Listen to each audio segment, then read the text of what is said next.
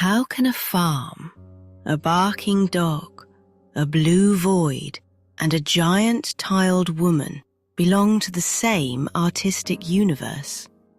Juan Miró's answer was to invent a language that could begin in the Catalan landscape and end in the public space of Barcelona.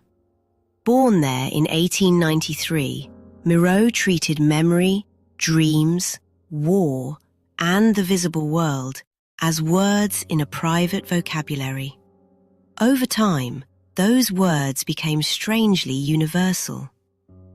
In The Farm, 1921 to 22, that vocabulary begins with exact attention.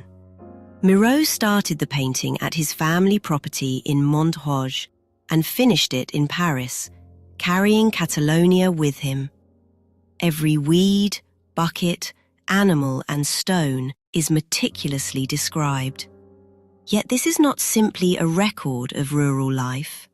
The farm becomes an emotional foundation, a place where belonging is built from objects. 3 years later, Catalan landscape, The Hunter, 1924, compresses that world into signs. A figure, a tree, a landscape, perhaps even a national identity, are reduced to a few coded marks. Miró is no longer describing the land, he is translating it.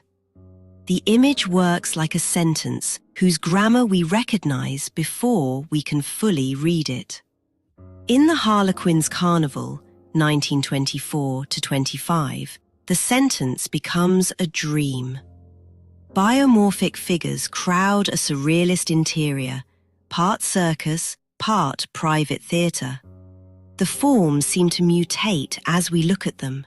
They may suggest hunger, celebration, music, or the restless invention of the unconscious.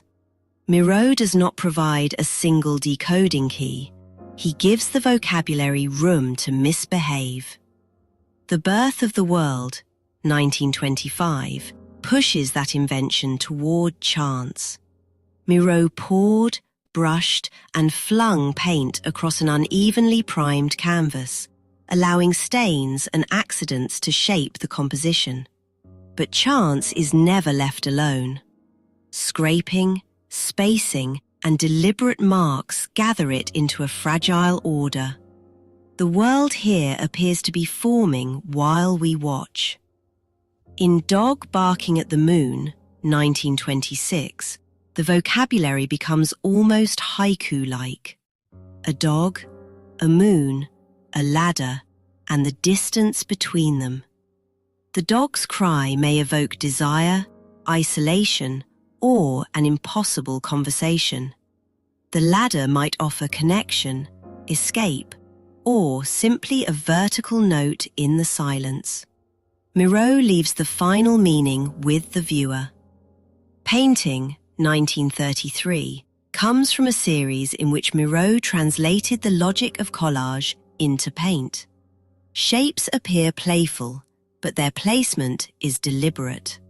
He builds through reduction, staining, and collage-derived construction, making a picture that feels discovered and composed at once. In Still Life with Old Shoe, 1937, ordinary objects become ominous. Painted during the Spanish Civil War, the table is broken by acidic color and unstable perspective. The shoe, bottle, apple, and fork can suggest scarcity, violence, or the distortion of domestic life. They remain objects, but history presses through them. The painting resists one fixed symbolic reading because fear rarely arrives with labels. By Blue 2, 1961, Miró has reduced his vocabulary to almost nothing. One immense blue field opens like silence, interrupted by a few marks that feel both fragile and cosmic.